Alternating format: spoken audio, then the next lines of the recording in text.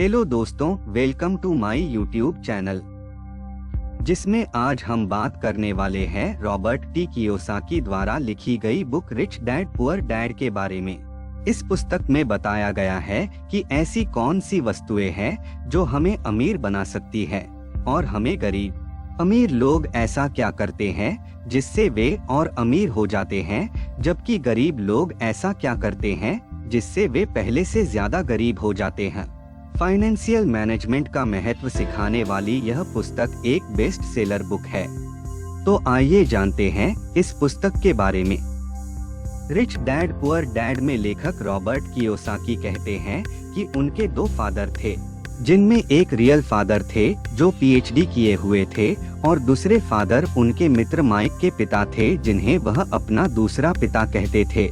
Robert के पिता एक हाईली एजुकेटेड थे, फिर भी उन्हें पैसों के लिए संघर्ष करना पड़ता था, जबकि दूसरे पिताजी यानी उनके मित्र के पिता बहुत कम पढ़े लिखे थे, फिर भी वे हवाई शहर के अमीरों में गिने जाते थे।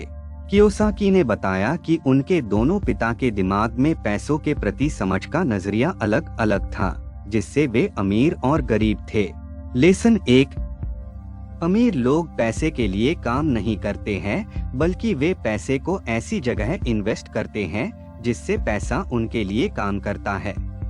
वही दूसरी और गरीब लोग पैसों को निवेश नहीं करते हैं, जिसके कारण उन्हें पूरी जिंदगी कड़ी मेहनत से पैसों के लिए काम करना होता है। इस लेसन में रॉबर्ट बताते हैं कि उनके पढ़े लिखे डैडी चाहते थे कि मैं मेहनत से पढ़ूं, अच्छे नंबर लाऊं और एक सुरक्षित नौकरी प्राप्त करूं, जबकि अमीर डैडी चाहते थे कि मैं यह सीखूं कि पैसा कैसे काम करता है ताकि मैं इससे अपने लिए काम करवा सकूं। लेसन 2, हमें एसेट और लायबिलिटी का अंतर पता होना चाहिए और हमेशा एसेट्स खरीदने पर ही ध्यान देना चाहिए, परंतु अधिकांश लोग पैसे की समस्या में इसलिए उलझे रहते हैं कि वे हमेशा लायबिलिटीज खरीदने पर ही अपना ध्यान देते हैं। और मजे की बात यह है कि अधिकांश को यह लगता है कि वे एसेट खरीद रहे हैं।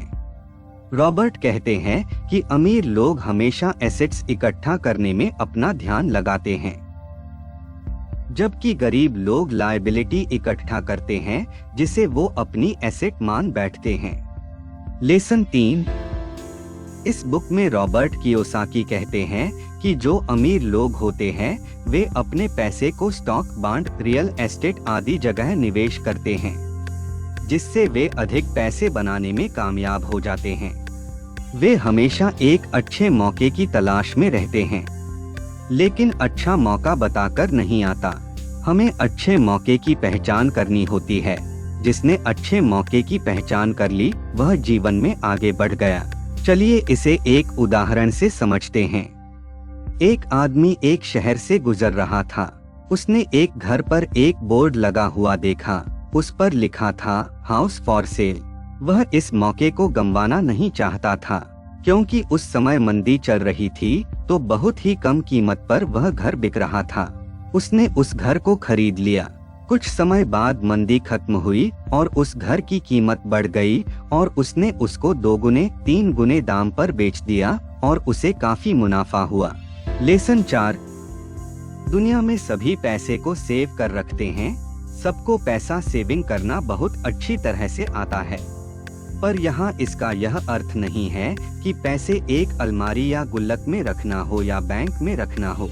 हमें पैसे कहाँ पर इन्वेस्ट करना है, कहाँ पर खर्च करना है, जिससे कि हमारी आय बनी रहे और हम पैसे को इन्वेस्ट करते रहें। तो हमें इस बात को समझना चाहिए पैसे कहाँ पर इन्वेस्ट करना है और कहाँ पर नहीं। यदि इन्वेस्ट अच्छी जगह पर होगी तो इनकम भी अच्छी रहेगी। लेसन 5, रॉबर्ट के दोनों पिता ने रॉबर्ट को बचपन में ही बताया कि यदि तुम कोई गलती करते हो तो उस गलती को दोहराना मत, उस गलती से तुम सीख लेना और उस गलती को दोबारा ना करने की इच्छा रखना, जिससे कि तुम जीवन में आगे बढ़ सकोगे और एक बड़ा मुकाम को हासिल कर सकोगे। फाइनेंस के बारे में समझ विकसित करने वाली यह रिच डैड पुअर डैड एक बेस्ट बुक है। इस पुस्तक ने मुझे फाइनेंस के बारे में सीखने में काफी हेल्प की है और इसमें बहुत ही अच्छे तरीके से बताया गया है कि अमीर लोग किन कारणों से अमीर होते हैं और गरीब या मध्यम वर्गीय लोग किन कारणों से अमीर नहीं हो पाते हैं। फाइनली मैं आप सभी से यही कहना चाहता हूँ कि मनी मैनेजमेंट के बारे में सीखने के लिए यह बुक अवश्य पढ़िए। दोस्तों, rich dad poor dad book summary आपको कैसी लगी हमें कमेंट करके जरूर बताएं। यदि आप इस बुक खरीदना चाहते हैं तो डिस्क्रिप्शन में इसकी लिंक दी हुई है, जहां से आप इसे खरीद सकते हैं।